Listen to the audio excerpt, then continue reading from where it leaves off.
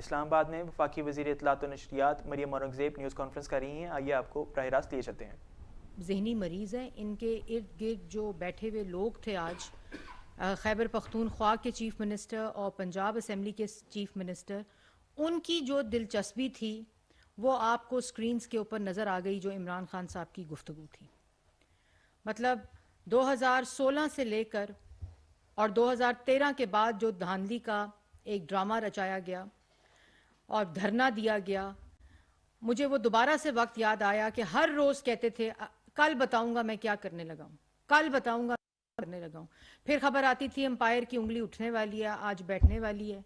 कुछ समझ नहीं आता था कि इनकी हिकमत अमली क्या है, क्योंकि ये एक ऐसे जो इक़्तिदार का ख़त्म होना है वो इतना ज़्यादा असर कर चुका है जहन के ऊपर कि ये जहनी मरीज़ बन चुके हैं। पहली बात तो आज ये बात मैं वाज़िया तौर पर बताना चाहती हूँ कि असेंबलियाँ तोड़ने के लिए तारीखें नहीं देनी पड़ती, हौसला करना पड़ता है। और इमरान खान साहब के पास जहाँ से वो खाते हैं, जहाँ से वो पीते हैं, जहाँ से वो डाके डालते हैं, नेशनल असेंबली में वोट ऑफ नो कॉन्फिडेंस लाकर नेशनल असेंबली तो इनसे खाली करा ली गई। अब खैबर पख्तूनख्वा की असेंबली और पंजाब की असेंबली, जहाँ से तमाम वही लूटने के कारोबार जारी हैं, वो उसको तोड़ने के लिए उस शख्स के लिए जिसका कारोबार और रोज़गार और खाना पीना इन दो असेंबलियों से जुड़ा हो, उसको तोड़ने के लिए तारीखें नहीं देनी पड़ती, बल्कि इमरान खान साहब को हौसला करना पड़ता था। और आज फिर एक तारीख देकर ये साबित कर दिया इमरान खान साहब ने कि जिस वक़्त उनका इक़्तिदार ख़त्म हो जाए तो साइफ़र का ड्रामा करके मुल्क के कौमी मफाद और ख़ारजा पॉलिसी के ऊपर हमला कर दो। जब इक़्तिदार ख़त्म हो जाए तो उस वक़्त अपने वुज़रा से ख़तूत लिखवा कर IMF की डील जो खुद दस्तखत करके साइन की थी उसको सबोटाज करने की कोशिश की गई। जब इक़्तिदार ख़त्म हुआ, जब कुर्सी से हटे, तो जो 4 साल के डाके हैं, जो 4 साल की लूट मार है अपनी और अपनी घरवाली की, और तीसरी जो फ्रंटमैन फराग गोगी की, ये शोर तब से शुरू हुआ है। और साइफर का शोर भी तब हुआ था कि इनको मालूम था कि जब हमारे पास इख्तियार नहीं होगा, हमारे पास ये कुर्सी नहीं होगी, उस वक़्त हमारी चोरी पकड़ी जाएगी, डाके पकड़े जाएंगे, लूट मार पकड़ी जाएगी। और आज वो दिन आ गया है।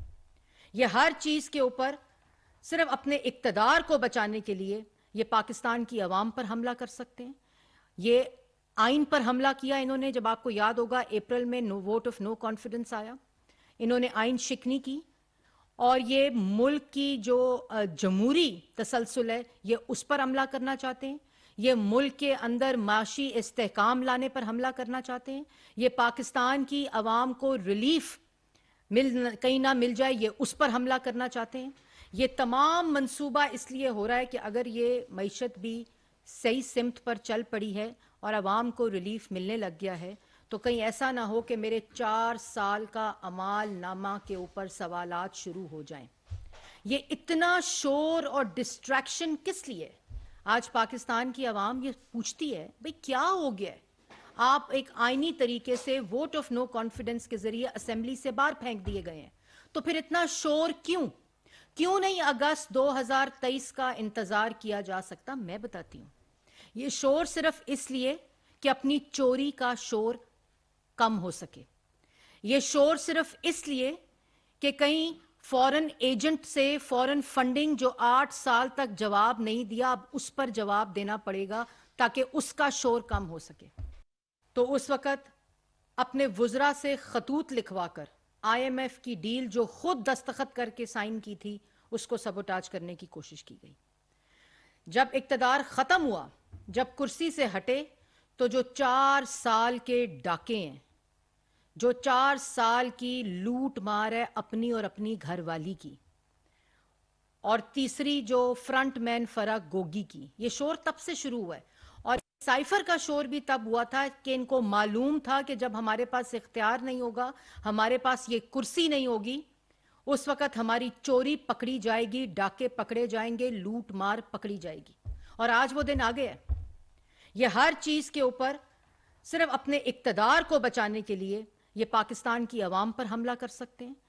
ये आइन पर हमला किया इन्होंने, जब आपको याद होगा अप्रैल में वोट ऑफ नो कॉन्फिडेंस आया, इन्होंने आइन शिकनी की और ये मुल्क की जो जमहूरी तसलसल है ये उस पर हमला करना चाहते हैं। ये मुल्क के अंदर माशी इस्तेहकाम लाने पर हमला करना चाहते हैं। ये पाकिस्तान की आवाम को रिलीफ कहीं ना मिल जाए ये उस पर हमला करना चाहते हैं। ये तमाम मंसूबा इसलिए हो रहा है कि अगर ये मईशत भी सही सिमत पर चल पड़ी है और आवाम को रिलीफ मिलने लग गया है तो कहीं ऐसा ना हो कि मेरे 4 साल का अमाल नामा के ऊपर सवालात शुरू हो जाएं। ये इतना शोर और डिस्ट्रैक्शन किस लिए? आज पाकिस्तान की आवाम ये पूछती है भाई क्या हो गया है?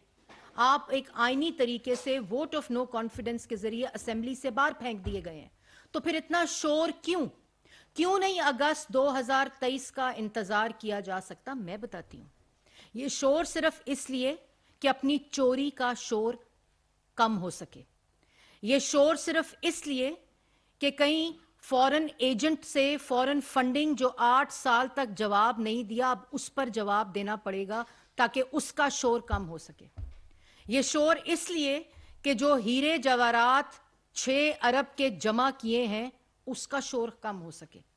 ये शोर इसलिए कि तोशा खाना में जो डकैतियां हुई हैं, ये खाली एक घड़ी का मामला नहीं है, ये तोशा खाना की जो डकैतियां हैं उसका शोर कम हो सके। ये शोर सिर्फ इसलिए मचा रहे हैं, ये कोई से सरोकार नहीं, इनको किसी जमहूरी तसलसल से सरोकार नहीं है, इनको आवाम से किसी किस्म का कोई सरोकार नहीं, जिस पर मैं अभी आती हूं।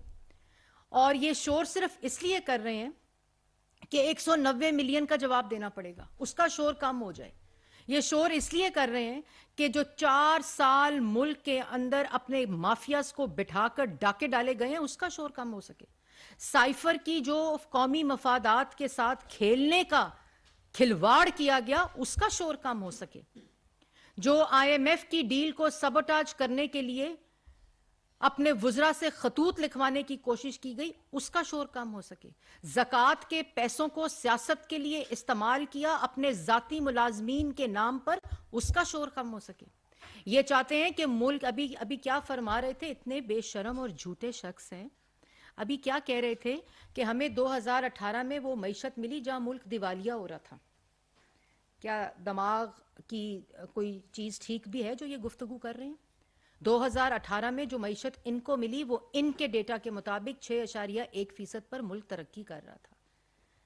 जो मईशत इनको मिली उसमें महंगाई तारीख की कम सतह पर थी, 2.3% महंगाई खाने पीने की अशिया की थी और 3.6% महंगाई मुल्क की महंगाई की शरह थी। सीपैक आया, 14,000 मेगावाट बिजली देकर लोड शेडिंग 0 पे की, दहशत गर्दी खत्म की, मुल्क के अंदर मोटरवेज का जाल बिछाकर इनको दिया, प्रोजेक्ट्स इनको दिए, तरक्की करता मुल्क इनके हवाले किया, जिनको इन्होंने जो मुल्क के ऊपर मुसल्लत थे।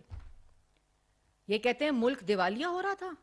मुल्क के अंदर मोटरवेज, शाहराएं, मास ट्रांजिट, तरक्की, नौजवान, ये जो health card, prime minister youth programme, और मुल्क के अंदर जो IMF था वो पहली दफा प्रोग्राम रोड कंप्लीट करके खत्म करके इनको मुल्क के अंदर खुद मुख्तार मईशत इनके हवाले की थी। कहते हैं मुल्क दिवालिया हो रहा था।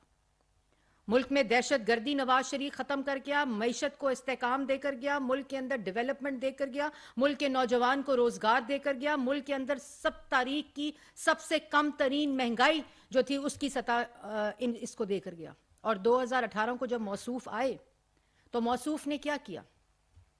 तोशाखाना की डकैतियां, फॉरेन फंडिंग, फर्नेस ऑयल के ऊपर सारे बिजली के चलाकर LNG ने उसमें उसका डील की, डकैतियां की, माफियास को बिठा के डकैतियां की, घर वाली से चोरी करवाई, अपनी फ्रंटमैन फराह गोगी से चोरी कराई। आज इमरान खान साहब ने क्यों नहीं जिक्र किया उस कैलिफोर्निया कोर्ट के मुकदमे का जिसका शोर है? आपका मतलब है कि असेंबली को तोड़ने का शोर मचा के कैलिफोर्निया कोर्ट के फैसले का शोर जो है वो कम हो जाएगा जो 20 दिसंबर को इस्लामाबाद वफाकी वज़ीर इत्तलाआत मरियम औरंगज़ेब न्यूज़ कॉन्फ्रेंस कर रही थीं। उनका कहना था कि इमरान खान के इक़्तिदार का खात्मा इन पर बहुत गहरा असर छोड़ गया है। असम्बलियाँ तोड़ी जाती हैं, बार बार तारीख नहीं दी जाती। अदम एतमाद से कौमी असम्बली तो इनसे खाली करवा ली गई। इमरान खान ने इक़्तिदार के खात्मे के बाद साइफ़र का ड्रामा रचाया।